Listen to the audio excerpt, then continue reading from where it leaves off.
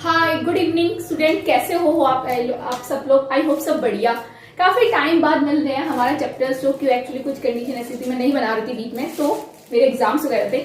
सो आज जैसे कि हमने जो चैप्टर बनाया आगे, हमारा जो चैप्टर था पेंडिंग रह गया था, राइट। तो मैं चाहती हूँ कि आज चैप्टर में इसे कंप्लीट कर दूं। तो हमने जो बेसिकली क्या बनाया था, चैप्टर पढ़ाया था रिप्रोडक्शन।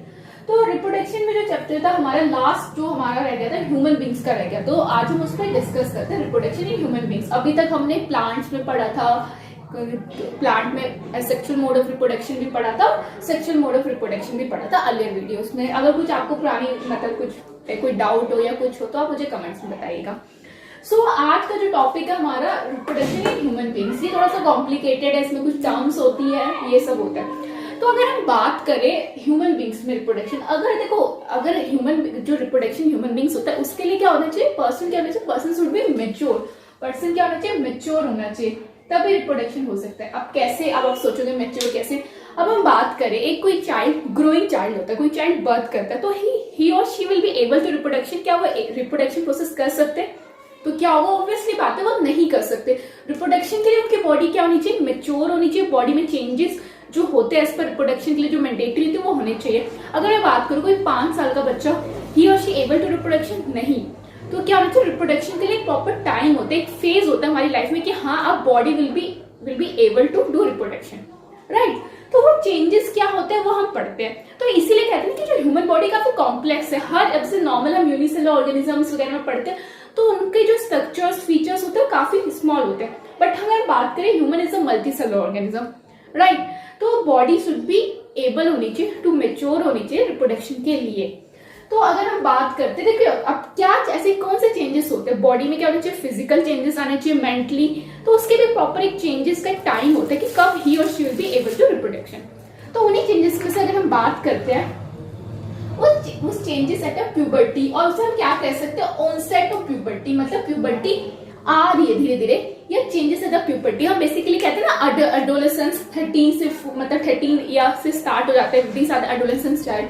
तो उस टाइम पे लाइफ में फेज होता है जब चेंजेस आते हैं। अगर हम बात करें कुछ चेंजेस जो कॉमन होते हैं मेल और फीमेल पे, राइट, कि तब लगता है कि हाँ अब ही और she able to production process कर सकते हैं। तो अगर हम बात करते हैं जो कॉमन चेंजेस होते हैं एट द टाइम, तो अगर हम thick hair growth in armpits and public areas, क्या होते हैं थिक हेयर ग्रोथ होते हैं कौन कौन से एरियाज में, armpit and public areas. Public areas वो एरियाज होते हैं जो आपके, जहां से आपका रिप्रोडक्शन प्रोसेस होता है basically, as we call as reproduction organs basically हम कह सकते हैं बॉडी में। हम बात करते हैं increase activity of oil and sebaceous gland develop pimple secrete. क्या होता है कि जो हमारी बॉडी में कैसे होते हैं, हमारी स्किन क्या होती है, ऑयली होती है, बॉडी में क्या होते हैं, पिंपल्स ग्रोइंग होने, ये सब स्टार्ट होते हैं। अब बात करें पिंपल्स की, आप देखते हो टीवी में हिमालय की एड आती है, पिंपल्स गायब हो जाए। यहाँ डोंट वरी, यहाँ पे मैं किसी पिंपल और मतलब किसी फेस वॉश का मतलब प्रमोशन नहीं करी, मैं जस्ट बता रही हूँ कि हम सब टीवी में एडवर्टीजमेंट देखते हैं कि ग्रोइंग एज के साथ पिंपल वगैरह। तो this is also an example of onset of puberty. तो ये भी एक एग्जांपल हम कह सकते हैं। तो ये जो चेंजेस की हमने बात करी है बेसिकली कॉमन चेंजेस हो सकते हैं, ये मतलब बॉयज के अंदर भी होते हैं, गर्ल्स के अंदर भी होते हैं, राइट। तो अब कुछ चेंजेस ऐसे होते हैं जो ओनली गर्ल्स में होते हैं, और कुछ चेंजेस ऐसे होते हैं जो ओनली मेंस में होते हैं, राइट। तो अभी तक हमने कॉमन चेंजेस की बात करी। अब हम बात करते हैं जो सिर्फ ह्यूमंस के अंदर चेंजेस होते हैं, आई मीन गर्ल्स के अंदर बेसिकली हम कह सकते हैं। तो अगर हम बात करें तो इनमें जो चेंजेस बेसिकली हम कह सकते हैं कि breast size being to increase हो जाता है, डार्कनिंग ऑफ स्किन होते हैं, निपल्स एंड ऑल, राइट। तो ये चेंजेस ओनली और गर्ल्स में होते हैं, ठीक है। At second, girls being to menstruate, menstrual periods होते हैं, इसको हम आगे अभी डिफाइन मतलब थोड़ा सा ब्रीफ करके पढ़ेंगे मतलब नेक्स्ट टॉपिक में। तो ये यहाँ क्लियर हो जाएगा कि क्या चेंजेस होते हैं, ठीक है, मतलब इस टॉपिक को। अब बात करते हैं बॉयज की। बॉयज में क्या चेंजेस होते हैं, बेसिकली हम कह सकते हैं थिक हेयर होते हैं, ग्रोथ ऑन द फेस, मतलब एज यू नो कि मतलब क्या कहते हैं, थिक हेयर होते हैं, ग्रोथ ऑन फेस, बियर्ड्स वगैरह मतलब स्टार्ट हो जाती है, right. Voice being to crack, voice क्या होती है, क्रैक होती है। फॉर एग्जाम्पल अब आपके वहां जैसे पहले बचपन में कोई छोटा बच्चा आता होगा, राइट, वो कैसे बोलते हैं दीदी दीदी दीदी करके। पर धीरे धीरे जब आप उससे काफी टाइम बाद मिलते हो, मतलब थोड़े से, जब थोड़ा सा मतलब होता है ना कि बच्चा 9th-10th में चला गया, तो उसकी वॉइस क्या होती है, थोड़ी कड़क हो जाती है। मतलब वो जो बच्चा कल तक दीदी दीदी बोलता है उसकी वॉइस अचानक से लाउड हो जाती है। तो this is a special features के वॉइस का टाइम के साथ साथ उनकी वॉइस भी थोड़ी क्रैक हो जाती है, वॉइस थोड़ी लाउड हो जाती है, right. Enlargement of reproductive organ, reproductive organs बड़े हो जाते हैं, एनलार्ज हो जाते हैं, able to be reproduction, right. तो अगर बॉडी में ये सब चेंजेस होते तो तभी बॉडी क्या कर सकती है, able to reproduce, reproduction process को स्टार्ट कर सकती है। सो इन्हीं चेंजेस की हम बात करते हैं, तो आई होप ये क्लियर हो गया। अब हम बात करते हैं रिप्रोडक्शन जो मतलब ऑर्गन्स होते हैं, जो मतलब रिप्रोडक्शन प्रोसेस स्टार्ट होते हैं, तो हम बेसिकली उनकी बात करते हैं। अगर हम बात करें तो first we discuss the male reproductive system, और basically we call it a male reproductive organ, ठीक है। तो देखो मैंने जैसे बताया था कि यहाँ पे मेरा जो मैंने last I think earlier videos में बताया था कि मेरी जो ड्राइंग है वो इतनी अच्छी नहीं है, बट कोई नहीं, जैसा भी बना आपको समझ आना चाहिए। बाकी डायग्राम को मैं यहाँ क्योंकि विदाउट डायग्राम तो कांट मतलब डिफिकल्ट है कि टू एक्सप्लेन अ थिंग, कोई नहीं। इसके बाद आप अपना मतलब डायग्राम देख सकते कहीं भी गूगल से या एनसीईआरटी से भी, बट जस्ट फॉर मतलब कि हाँ इस तरीके से बनाया कि आप लोगों को समझ आ जाए। तो first we discuss male reproductive systems की क्या क्या उसके अंदर ऑर्गन्स होते हैं और किसका क्या फंक्शन होता है। तो here we see first male reproductive system. अगर हम बात करें तो क्या होता है, जो फर्स्ट हम बात करते हैं यूरेथर, बेसिकली जो आउटर मोस्ट रीजन होता है ये यूरेथर होता है। उसके बाद हम बात करते हैं ये सेमिनल वेसिकल और ये प्रोस्टेट ग्लैंड, ये आपके क्या होते हैं, बेसिकली हम ग्लैंड कहते हैं। ये जो ग्लैंड होते हैं इनका फंक्शन क्या होता है, सिक्रीट करते हैं fluids help in mobility of sperms. आपको पता है कि जो ह्यूमंस जो मतलब मेल रिप्रोडक्टिव वो क्या प्रोड्यूस करता है, स्पर्म प्रोड्यूस करता है, बट जो स्पर्म होता है उसको मूवमेंट के लिए भी तो क्या चाहिए, वो उसको इजिली मूवमेंट होने के लिए भी तो क्या चाहिए, कुछ लिक्विड टाइप का सब्सटेंस चाहिए ना। तो सेमिनल वेसिकल और प्रोस्टेट ग्लैंड क्या करते हैं, सिक्रीट करते हैं फ्लूइड लाइक सब्सटेंस, एक फ्लूइड लाइक मतलब लिक्विड लाइक का सब्सटेंस करते हैं जो हेल्प करते हैं ना मोबिलिटी ऑफ स्पर्म, जिससे क्या होता है स्पर्म को मूवमेंट में हेल्प मिले, राइट। उसके बाद करते हैं पेनिस। पेनिस बेसिकली क्या होता है, कॉपुलेटरी ऑर्गन होता है। कॉपुलेटरी आपको क्या होता है, copulatory is actual of sex of intercourse organ, मतलब जो स्टार्टिंग पॉइंट ऑफ सेक्स का जो इंटरकोर्स ऑर्गन होता है उसे हम पेनिस कहते हैं। बेसिकली ऐसा कॉपुलेटरी जो कॉपुल कहते हैं, मतलब तो मतलब कहते हैं mating, basically we called as a mating. तो act of sexual intercourse organ called penis. अब जो पेनिस का क्या काम होता है, इसमें पेनिस का बेसिकली फंक्शन क्या होता है, स्पर्म सेल प्रोड्यूस करता है सिक्रीशन ऑफ ग्लैंड्स, राइट। से जो हमारे ग्लैंड मैंने कौन से बताए थे, प्रोस्टेट ग्लैंड, सेमिनिकल वेसिकल। तो ये जो ग्लैंड्स है इसको क्या कहते हैं, sperm cell plus secretion of gland.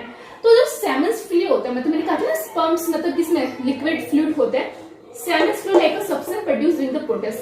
तो इस प्रोसेस के दौरान एक लिक्विड लाइक का सब्सटेंस क्या होता है, प्रोड्यूस होता है। अब बात करते हैं एक क्या होता है, जो मेल में पेयर ऑफ टेस्टिस होती है, राइट। तो स्पर्म फॉर्मेशन प्रोडक्शन ऑफ टेस्टोन, तो टेस्टिस का क्या काम होता है, ये स्पर्म प्रोडक्शन करता है by the help of hormone testone, testone hormone की हेल्प से। आपने पढ़ा होगा ना, फीमेल्स में प्रोजेस्टेरोन और ईस्ट्रोन होते हैं और मेल में टेस्टोन होते हैं, राइट। उसके बाद कहते हैं वैस डिफरेंस और स्पर्म डक्ट भी हमसे कह सकते हैं, कहीं पर वैस डिफरेंस होता है कहीं पर स्पर्म डक्ट होता है, तो कंफ्यूज मत होना। ये क्या करते हैं, sperm its carry sperm cell toward the urethra, ये स्पर्म सेल को कहां ले जाते हैं, टुवर्ड द यूरेथ्रा, मतलब जो सेल होता है उसको मूवमेंट करते हैं यूरेथ्रा के पॉइंट पे आता है। तो बेसिकली दिस इज इसमें क्या होता है, अलग अलग तो सिंपल में बोले कि मेल रिप्रोडक्टिव ऑर्गन है, इसमें से सेमिनल वेसिकल, प्रोस्टेट ग्लैंड, जो ग्लैंड होते हैं ये हेल्प करते हैं स्पर्म्स की मोबिलिटी में, फ्लूइड सब्सटेंस को सिक्रीट करते हैं। उसके पेनिस होता है ये कॉपुलेटरी और basically as a sexual ex का इंटरकोर्स का फर्स्ट ऑर्गन हम इसे कह सकते हैं। इसका काम होता है sperm cell secretion of gland और semen's fluid like substance produced during the process. तो अगर हम बात करें एग्जाम पॉइंट ऑफ व्यू से, तो पेपर में बेसिकली जैसे डायग्राम आता है कि ड्रा अ मेल रिप्रोडक्टिव से, मतलब बहुत रेयर है क्योंकि आजकल लास्ट 5 टाइम मतलब आजकल जो बेसिकली जो मतलब ऑप्शंस में आ सकते हैं। देखो आपके जो डायग्राम पॉइंट ऑफ व्यू से बात करें, फ्लावर का आपका डायग्राम आ सकता है, पॉलिनेशन वाला जो लास्ट क्लास में पढ़ा था, या मेल फीमेल रिप्रोडक्टिव सिस्टम में से एक आ सकता है कि draw diagram and label the part and explain. तो हम क्या हमें डायग्राम बनाना है, इस पार्ट को लेबल करना है, फिर प्रॉपर की फंक्शंस लिखने के, दिस फंक्शन दिस इसलिए। तो रिमेनिंग बाकी आप ब्रीफ में विद मतलब इसका मोर एक्सप्लेनेशन के लिए आप किसी हेल्प बुक मतलब किसी भी बुक से एनसीईआरटी या कोई बुक से देख सकते, बट मैंने इस फंक्शन में आपको प्रॉपर एलिब्रेट करते कि इसका क्या क्या फंक्शन है। I hope this clear. अब बात करते हैं फीमेल रिप्रोडक्टिव ऑर्गन की। फीमेल रिप्रोडक्टिव की अगर हम बात करें, इसमें भी क्या होता है, 2 पेयर्स ऑफ ओवेरीज होती है, क्या होती है, बट जो फीमेल होती है वो जैसे मेल्स में भी 2 पेयर्स ऑफ टेस्टिस होता है, सेम फीमेल में भी पेयर ऑफ ओवरीज होती है। बट क्या होता है, जो फीमेल जो ओवरीज होती है every month only they use only 1 ovary. और जैसे अगर हम बात करें, जैसे हम कहते हैं ना कि जो मेल्स होते हैं large number of sperms produce करते हैं, large number of sperms at the time, one time पे इतने मत कहते हैं मिलियंस ऑफ स्पर्म प्रोड्यूस करते हैं। बट अगर हम बात करें फीमेल की, एट द टाइम ऑफ मतलब each ovary produce single ovum every month, मतलब कि अगर वो हर मंथ सिर्फ एक सिंगल ओवम प्रोड्यूस करती है, ना कि लार्ज नंबर ऑफ करती है एज कम्पेयर टू मेल। ठीक है, तो ये पेयर ऑफ ओवरीज है, ये इसका फेलोपियन ट्यूब भी कह सकते हो, इसे बेसिकली ओविडक्ट ट्यूब भी कह सकते हैं। This is a fallopian tube, ये ऐसे कनेक्टेड है, इसको हम फ्लोपियन भी कहते हैं, ओविडक्ट भी कहते हैं। जो फ्लोपियन ट्यूब का बेसिकली काम क्या होता है, ये साइट ऑफ फर्टिलाइजेशन होता है। हमने पढ़ा था ना व्हाट इज फर्टिलाइजेशन, मेटिंग होता है बेसिकली। क्या होता है, जब वन मेल और फीमेल गैमेट क्या होता है, फर्टिलाइज होते हैं और बेसिकली फ्यूज होते हैं और बेसिकली क्या होता है, मेटिंग होते हैं। तो यही पर ही क्या होता है, oviduct is the site of fertilization, हम इसे कह सकते हैं, basically as a fallopian tube भी कह सकते हैं। तो कंफ्यूज मत होना है, कहीं फेलोपियन ट्यूब लिखा रहता है, कहीं ओविडक्ट लिखा होता है, हम कंफ्यूज होता है, नहीं ओविडक्ट कुछ और है, फेलोपियन ट्यूब कुछ और है, सेम ही नाम है। उसके बाद करें पेयर ऑफ ओवरीज। तो ओवरीज को बता दें कि 2 पेयर ऑफ ओवरीज होती है, हर ओवरी हर मंथ एक एग प्रोड्यूस करती है, और इसका भी अभी हम आगे पढ़ेंगे, जैसे मैंने बताया था ना मेंस्ट्रुएशन और क्या एग से क्या रिलेटेड है, तो ये 20 के बाद नेक्स्ट टॉपिक होगा।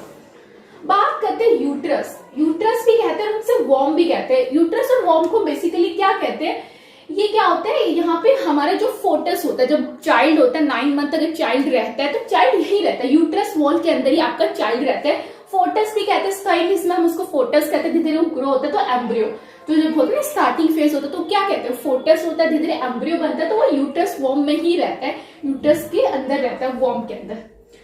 This is called vagina. जैसे vagina is a copulatory organ, birth canal, ये क्या होता है, कॉपुलेशन में मतलब कहते हैं primary act stage of sexual reproduction होता है, इसे बर्थ कैनल भी कहते हैं। बर्थ कैनल मतलब जब जो चाइल्ड मतलब बॉर्न होता है तो वो यहीं से बॉर्न होता है, तो इसे हम सिर्फ बर्थ कैनल भी कहते हैं। जैसे पेनिस बोलते हैं ना एक्ट ऑफ सेक्सुअल इंटरकोर्स का बेसिक ऑर्गन, तो सिमिलर वगीना भी मेटिंग में फर्स्ट ऑर्गन है। तो आई थिंक फीमेल और मेल रिप्रोडक्टिव क्लियर हो गया, राइट। उसके बाद करते हैं प्लेजेंटा की, क्योंकि मतलब फीमेल रिप्रोडक्टिव में एक इंपॉर्टेंट है प्लेजेंटा, इसमें से क्वेश्चन आता ही आता है, नहीं इसमें डायग्राम आता है, but we know the placenta tissue क्यों ये इंपॉर्टेंट है, सो इतना मैं रख करती हूँ।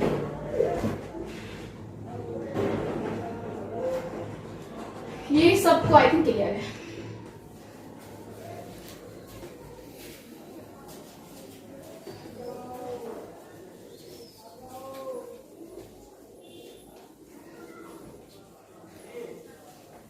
देखो अब जैसे जिस हिसाब से मैं पढ़ा रही हूँ, मैं ये चाहती हूँ कि आपके जो मतलब इन टॉपिक्स में जो आपका इंपॉर्टेंट पोर्शन होगा, देखो मेरे को इतना हुआ नहीं कि मैं प्रॉपर कहानियां बताऊं जो इंपॉर्टेंट एग्जाम पॉइंट व्यू से, तो मैं चाहती हूँ कि मैं आपके टॉपिक क्लियर करूँ, क्योंकि आज यू नो कि अप्रैल में एग्जाम है, हम लोगों के पास 1 मंथ ही है तभी। तो अगर हम बात करते हैं बेसिकली क्या होता है प्लेजेंटा, प्लेजेंटा टिश्यू। प्लेजेंटा क्या होता है कि टिश्यू होता है बेसिकली, ये किसके अंदर होता है, ये होता है यूट्रस वॉल के अंदर, इनसाइड ए यूट्रस वॉल के अंदर, ठीक है ना, inside the uterus wall placenta एक टिश्यू होता है। इसके क्या होता है, ये कैसा होता है, इससे डिस्क लाइक स्ट्रक्चर होता है, मतलब बेसिकली हम जैसे यहाँ पे मैंने बनाया था, छोटा समझ नहीं आ रहा होगा तो उसको मैं थोड़ा सा वो कर देती हूँ, ब्रीफ कर देती हूँ। तो ये प्लेजेंटा टिश्यू है,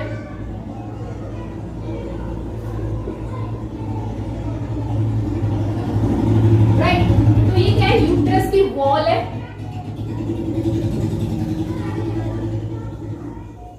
ये क्या होगा, यहाँ पे फोटस होगा, मतलब जो ग्रोइंग स्टेज ऑफ चाइल्ड होता है फोटस, ये किसके अंदर होता है, एम्बेडेड होता है ना विली के अंदर, एम्बेडेड इन अ विली के अंदर ये होता है।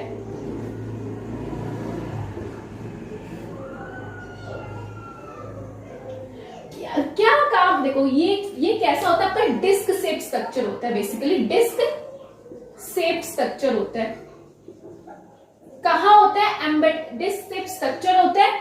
देखो प्लेजेंटा बेसिकली हम कह सकते हैं टिश्यू है, जो इसका काम क्या क्या होता है, देखो पहले तो मैं इसका बताती हूँ ब्रीफ, इसका लोकेशन कहाँ होता है क्या होता है, उसका इसका मैं फंक्शन बताऊंगी। तो ये इनसाइड यूट्रस वॉल के अंदर होता है, कैसा होता है, डिस्क शेप स्ट्रक्चर होता है, एम्बेडेड होता है, किसके अंदर एम्बेडेड होता है, इन अ यूट्रीन वॉल, यूट्रीन वॉल के अंदर एम्बेडेड होता है। हम इसे स्पेशल टिश्यू भी कहते हैं, स्पेशल टिश्यू क्यों कहते हैं वो भी बताऊंगी, राइट। ये प्लेजेंटा लेयर, ये इसके अंदर क्या होता है, ये इसकी यूट्रस वॉल हो गई, ये इसको क्या करती है, प्रोटेक्शन करती है। देखो जो हमारा चाइल्ड होता है 9 मंथ के अंदर, जो फोटस और एम्ब्रियो होता है, वो प्लेजेंटा के मतलब इस यूट्रस वॉल के अंदर, यूट्रस के अंदर ही रहता है। मैंने बताया था फोटस एंड एम्ब्रियो ग्रो है, तो ऑब्वियसली बात है, तो फिर प्लेजेंटा भी यही होगा। जो प्लेजेंटा का काम क्या होता है, अब आपने कभी सोचा है कि जैसे हम जो चाइल्ड होता है 9 मंथ रहता है तो उसको क्या होता है, अब वो 9 मंथ में पहले एक बेसिक ऑर्गन रहता है, फिर धीरे धीरे ग्रो होता है, जैसे डेवलपिंग चाइल्ड पे पूरे धीरे धीरे पूरा एम्ब्रियो और फोटस वो पूरा बन जाता है 9 मंथ के अंदर। तो जब वो 9 मंथ के लिए सब बनता है तो उसको भी तो कुछ चाहिए होगा ना, उसको भी तो कुछ एनर्जीज चाहिए होगी, उसको भी फूड की जरूरत होगी, वो भी वेस्ट करता होगा, वो सब कैसे मिलता है, तो वो उसे मिलता है by the help of placenta tissue. For example आप जैसे देखो, इसको ये सब चीजें किसकी हेल्प से मिलती है, मदर के ब्लड की हेल्प से। तो मदर ब्लड की हेल्प से क्या होता है, मदर का जो है मदर की ब्लड होता है, मदर के अंदर जो क्या होता है हमारा क्या कहते हैं स्पेशल टिश्यू होता है, by the help of mother के ब्लड से उसको क्या मिलते हैं, जो भी इंपॉर्टेंट ऑक्सीजन चाहिए होते हैं, अब ग्लूकोज प्लस ऑक्सीजन वो सब कैसे ट्रांसपोर्ट होते हैं, bye the help of glucose और ऑक्सीजन, जो भी बॉडी में ले जाना और क्या कहते हैं एक बार तो जाता है और फिर जब वेस्ट पे रिलीज होता है तो वो हेल्प होता है, किसकी हेल्प से होता है, प्लेसेंटा। तो बच्चे को जो फूड न्यूट्रिएंट्स होते हैं वो सब कौन सा टिश्यू हेल्प करता है, प्लेसेंटा टिश्यू हेल्प करता है by the help of mother blood. किसके थ्रू वो जाता है, हेल्प ऑफ मदर ब्लड के थ्रू जाता है। अगर बात करूं वेस्ट भी, जब चाइल्ड वेस्ट करता है वो भी रिलीज होता है by the help of placenta tissue. मतलब जो काम ले जाने और वापस जाने का बॉडी से होता है वो सब प्लेसेंटा टिश्यू ही करता है। तो ये यूट्रस वॉल के अंदर ये एम्बेडेड होता है, विली, ये विली इसको प्रोटेक्ट करती है, आउटर मोस्ट रीजन होता है ना, विली एक लेयर होती है वो उसको प्रोटेक्ट करती है, और ये क्या होता है आपका डिस्क शेप स्ट्रक्चर होता है, एम्बेडेड होता है यूट्रिन वॉल्स। लाइक ग्लूकोज और ऑक्सीजन पास ईच अदर होता है ड्यूरिंग द एम्ब्रियो। तो हम अगर हम बात करते हैं इसका, मैं थोड़ा सा पॉइंट में लिखवा देती हूँ।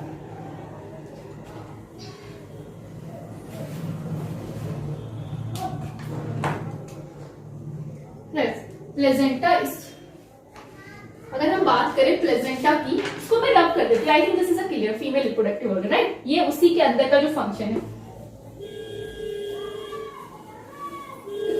प्लेसेंटा का थोड़ा सा जैसे कि हमें थोड़ा सा इसको कि आपको थोड़ा होता है ना डायग्राम में थोड़ा समझ है, तो थोड़ा सा हम लिख के अगर पॉइंट्स के साथ करें तो क्लियर रहता है fact.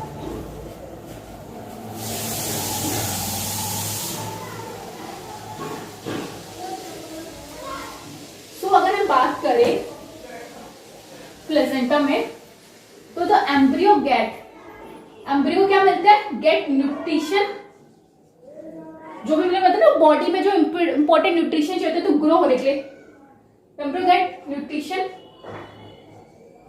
From the mother blood cell,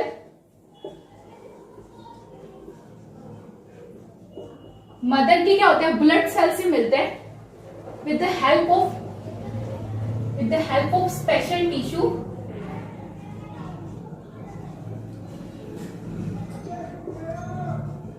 special tissue called placenta, right?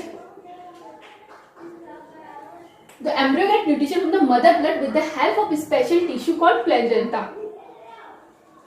which is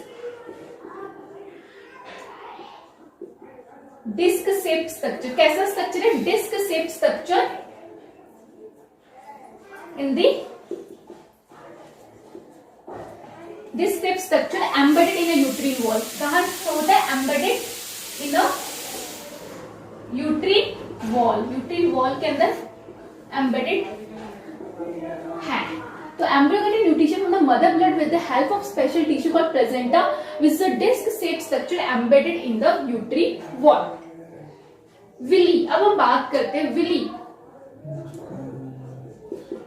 embryo का जो साइट होता है, क्या होता है, एम्ब्रियो का साइट होता है, क्या प्रोवाइड करता है, स्पेस प्रोवाइड करता है। जो आप कह रहे हैं ना कि एम्ब्रियो उसके अंदर रहेगा तो इसको स्पेस प्रोवाइड करता है कि उसके अंदर रहे, provide large surface area.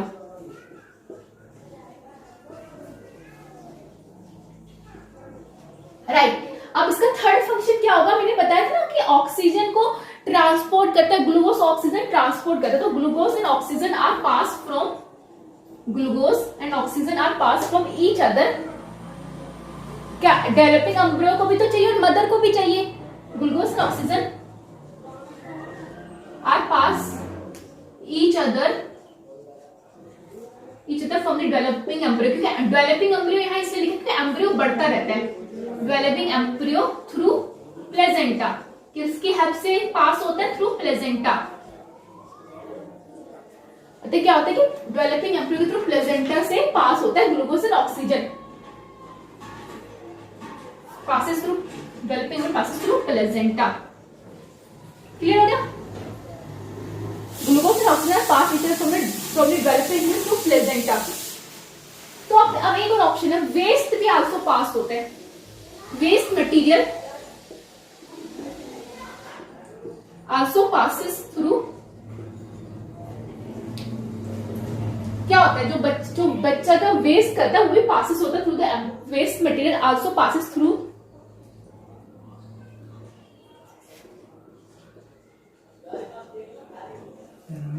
Developing embryo through placenta. क्योंकि एम्ब्रियो को यहाँ पे क्या होता है, डेवलपिंग एम्ब्रियो, इसलिए मैंने यहाँ पे डेवलपिंग करा है क्योंकि वो बढ़ता है हर डे बाय डे ही। तो एम्ब्रियो क्या होता है, ग्रो होता है। तो waste material also passes through from the developing embryo through the placenta. तो ये फंक्शन है प्लेजेंटा का। अगर पेपर में आ सकता है 2-3 मार्क्स का क्वेश्चन कि डिस्क्राइब द एक्सप्लेन, तो आप इस तरीके से लिख सकते हो। तो इस तरीके से मैंने एक्सप्लेन करा बट मैंने क्लियर भी कर दिया। अब मैं इसको थोड़ा सा ब्रीफ कर देती हूँ। तो फर्स्ट है कि तो एम्ब्रियो गेट, जो एम्ब्रियो है जो रहता है, मैंने बताया था this is example placenta tissue disc shape structure है। बाकी इसको आप थोड़ा सा ब्रीफ देखने के लिए कोई यूट्यूब या कहीं मतलब क्या कहते हैं गूगल से कोई मतलब प्लेसेंटा का डायग्राम देख सकते हो विद इमेज, जो मतलब 3D डायग्राम होता है विद कलरफुल। तो उससे क्या होता है हमारे माइंड में थोड़ा इजीली क्लियर होता है। But explanation feature point view से मैंने इस तरीके से डायग्राम बना दिया। तो प्लेसेंटा टिश्यू यूट्रस वॉल के अंदर होता है। इसी को हम यूट्रस वॉल को बर्थ कैनाल भी कहते हैं। सॉरी क्या कहते हैं, यूट्रस वॉल को क्या कहते हैं, जो यहाँ पे हमने पढ़ा था यूट्रस वॉल, और यूट्रस वॉल वॉर्म कहते हैं बेसिकली। तो यहाँ क्या होता है चाइल्ड 9 मंथ तक जो बेसिकली रहता है हमारा एम्ब्रियो। तो ये foetus embedded in a villi है और डिस्क शेप स्ट्रक्चर है। अगर हम बात करें the embryo get nutrition from the mother blood, embryo को जो न्यूट्रिशन मिलता है मदर ब्लड मिलता है with the help of special tissue called placenta. वो कैसा होता है, डिस्क शेप स्ट्रक्चर होता है, एम्बेडेड होता है, तो यूट्रीन वॉल के अंदर होता है। राइट उसके बाद हम बात करते हैं विली। विली क्या होता है, एम्ब्रियो साइड होता है जो एक उसको स्पेस, एक एरिया प्रोवाइड करता है कि हाँ इतने एरिया में वो रह सकता है, ये एरिया है उसका, वो यहीं पर मतलब ग्रो करेगा। उसके बाद हम बात करें जो ग्लूकोज और ऑक्सीजन होता है जो मतलब डेवलपिंग एम्ब्रियो को चाहिए होता है, वो किसकी हेल्प से पास होता है, by the help of placenta tissue की। अगर हम बात करें waste material also passes through from the developing embryo through the placenta. तो ये हमारा क्लियर होगा कि प्लेसेंटा क्यों इंपॉर्टेंट है फीमेल रिप्रोडक्शन, अगर कोई एग्जाम पॉइंट व्यू से तो इससे क्वेश्चन आता है। राइट तो ये क्लियर हो गया। अब हम बात करते हैं, ये सो क्लियर।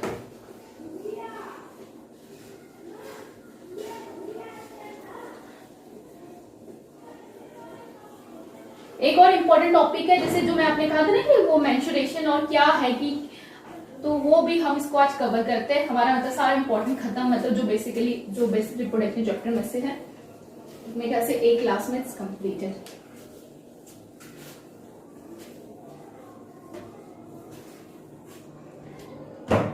व्हाट हैपेंस अगर देखो मैंने क्या बोला था, ओवेरी है वो हर महीने एक एग रिलीज करती है। जो हमारा पढ़ा था ना ओवेरी, 2 पेयर्स ऑफ ओवेरी होती है, बट फंक्शन क्या करती है, एक ही ओवेरी हर महीने एक एग रिलीज करती है। What happen when egg is not fertilize, क्या होगा अगर when egg is not fertilize, क्या होगा, इससे भी क्वेश्चन आ सकते हैं सेम।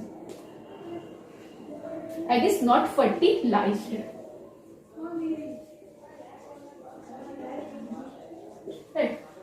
क्या होगा, एग जब फर्टिलाइज होगा। फॉर एग्जाम्पल अब इसमें कुछ कंडीशन हम लगा दी,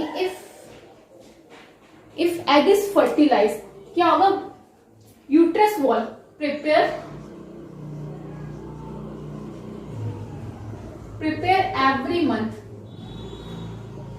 यूट्रस वॉल हर मंथ अपने आप को प्रिपेयर करती है, प्रिपेयर एवरी मंथ। जैसे कि मैंने बताया था कि यूट्रस वॉल हर मंथ एक एग रिलीज करते, तो uterus wall prepare every month to receive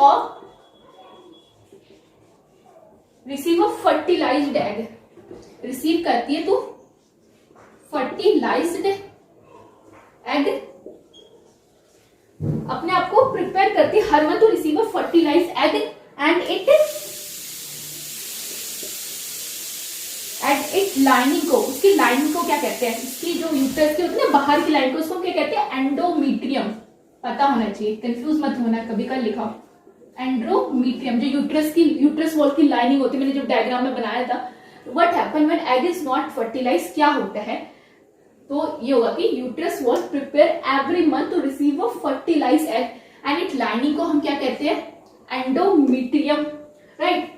becomes कैसे हो जाती है, अगर हर महीने यूट्रस वॉल प्रिपेयर करता है रिसीव फर्टिलिटी लाइन बिकम कैसे हो जाती है, इसकी line become thin and spongy, thin और स्पंजी हो जाती है।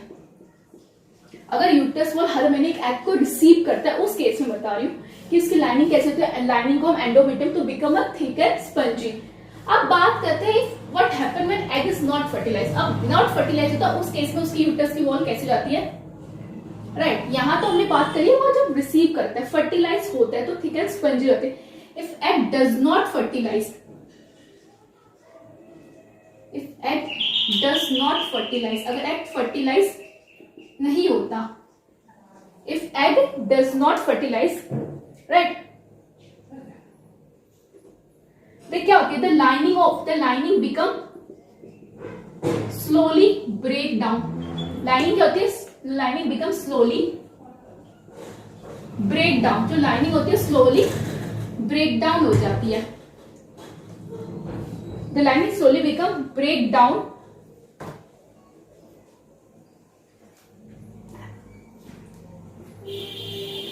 तो lining become slowly break down and क्या बन जाता है, क्या ब्लड ब्रीच होता है। The lining become slowly break down and blood passes through, blood and fluid passes through वगीना,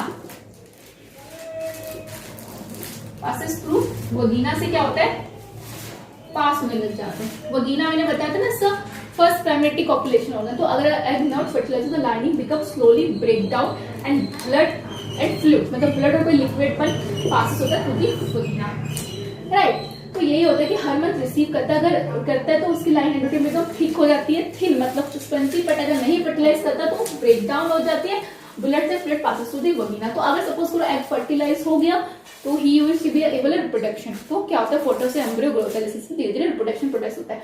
but egg नहीं फर्टिलाइज होता हर मंथ, बेसिकली हम कहते हैं ना कि तो हम मेंस्ट्रुएशन हम कहते हैं हर मंथ, तो वो स्टार्ट होता है एग डज नॉट फर्टिलाइज, तो basically it's called a menstruation. उसमें क्या होता है, मेंस्ट्रुएशन प्रोसेस स्टार्ट होता है, राइट। तो मेंस्ट्रुएशन बेसिकली पता ही होगा आप सबको, इट्स यूजली डन आफ्टर 30 और 28 डेज के बाद होता है, आफ्टर 28 और 30 डेज के बाद होता है, right. This is only in case of females की हम बात कर रहे हैं। तो अगर हम बात करते हैं जो स्टार्टिंग एज होती है, जैसे हम कहते हैं मेनार्ज, जैसे मैंने कहा था ना कि एक अगर हम बात करें 5 ईयर के बच्चे की, तो ही और she will not able to reproduce, right. तो उसके लिए प्रॉपर टाइम होता है, पबर्टी होती है। तो सेम जो हम मेनार्ज की बात करते हैं तो उसका जो प्रॉपर टाइमिंग होता है कब मतलब बेसिकली स्टार्ट होता है, जो अगर एक ह्यूमन एज के अकॉर्डिंग मैं बात करूँ तो ये 11 to 14 ईयर्स, मतलब बेसिकली बात करें तो 11 ईयर्स की जो गर्ल्स होती है बेसिकली वहां से स्टार्ट होता है। 11 to 14 मतलब बॉडी के अकॉर्डिंग, ग्रोथ के अकॉर्डिंग होता है, किसी में 11, किसी में 12, तो 11 to 14 हम बेसिकली कह सकते हैं स्टार्टिंग पीरियड है। देखो अब ये बॉडी में जो 11 to 14 ईयर से स्टार्ट होता है, ऐसा तो नहीं कि लाइफ टाइम ये प्रोसेस चलता रहेगा, लाइफ टाइम को एक फीमेल रिप्रोडक्टिव करेगी, ऐसा नहीं है। तो एक टाइम होता है बॉडी का भी, हाँ कि बॉडी इतने पार्ट तक रिप्रोडक्ट कर सकते हैं रिप्रोडक्टिव, उसके बाद एक होता है ना कि बॉडी स्टॉप हो जाती है, बॉडी के प्रोसेसेस। जैसे कि अगर हम बात करें रिप्रोडक्शन, तो वैसे भी this is not a life process, एक कंपल्सरी प्रोसेस नहीं है, बट इट्स अ प्रोसेस की जो हमारी लाइफ जनरेशन मतलब हमारी जो आगे जनरेशन है वो कंटिन्यू रहे। मैंने सबसे फर्स्ट वीडियो में बताया था कि रिप्रोडक्शन इज नॉट अ क्या कहते हैं life process. Life process basically वो प्रोसेस होता है जो हमें एक ह्यूमन को क्या कहते हैं जिंदा रखने के लिए होता है। बट अगर हम बात करें रिप्रोडक्शन तो अब बात करते हैं मेनोपॉज, मतलब जब होता है बेसिकली जब एक खत्म हो जाता है, मतलब एक होता है ना कि इसके बाद एक फीमेल और एक होता है वो नहीं आगे रिप्रोड्यूस करती है, तो ये बेसिकली हम कह सकते हैं 45 मतलब कोई बॉडी के अकॉर्डिंग होता है, किन्हीं का जल्दी भी होता है, किन्हीं का लेट भी होता है। तो 45 to 55 ईयर्स मतलब इसका ये होता है कि इसके बाद ये रुक जाती है, इसके बाद ये कोई फीमेल मतलब नॉट एबल टू रिप्रोडक्ट, इसके बाद नहीं कर सकते। तो अगर हम बात करें 45 थोड़ा ज्यादा हो गया, 52 कह सकते हैं, 50 to 55 हम बेसिकली। तो ये मैंने बता दिया था मेनोपॉज और मेनोपॉज मतलब कि जब एक स्टार्टिंग फेज होता है 11 to 14 ईयर्स के बीच में, और मेनोपॉज जब वो एंड हो जाता है, end of reproductive life of female, हम इसे कह सकते हैं end of reproductive life of a female. तो आज की क्लास में बेसिकली हमने जो पढ़ा था ऑनसेट ऑफ प्यूबर्टी पढ़ा था, male and female reproductive organs with diagram with important part and placenta and then this right. तो हमारा अगर हम बात करें रिप्रोडक्शन पॉइंट ऑफ व्यू से खत्म हो गया। अब एक छोटी सी क्लास में बस एक हमारा जो नेक्स्ट टॉपिक रहेगा वो रहेगा कुछ डिसीजेस के बारे में, जो मतलब होते हैं ना डिसीजेस फैलती लाइक, तो एक डिसीज का छोटा सा टॉपिक एक छोटी सी वीडियो में क्लोज हो जाएगा वो। सो आज क्लास में इतना ही। कोई डाउट वगैरह कुछ होगा तो मुझे कमेंट्स में लिखिएगा। मिलते हैं नेक्स्ट क्लास में। थैंक्स। चैनल को लाइक करते रहिए, सब्सक्राइब करते रहिए और शेयर करते रहिए। कुछ भी आप अपनी तरफ से कुछ फीडबैक देना चाहते हो तो मुझे बताइएगा। बाकी मेरे इंस्टाग्राम यूट्यूब में तो आप मुझे कर ही सकते हो। ठीक है, बाय।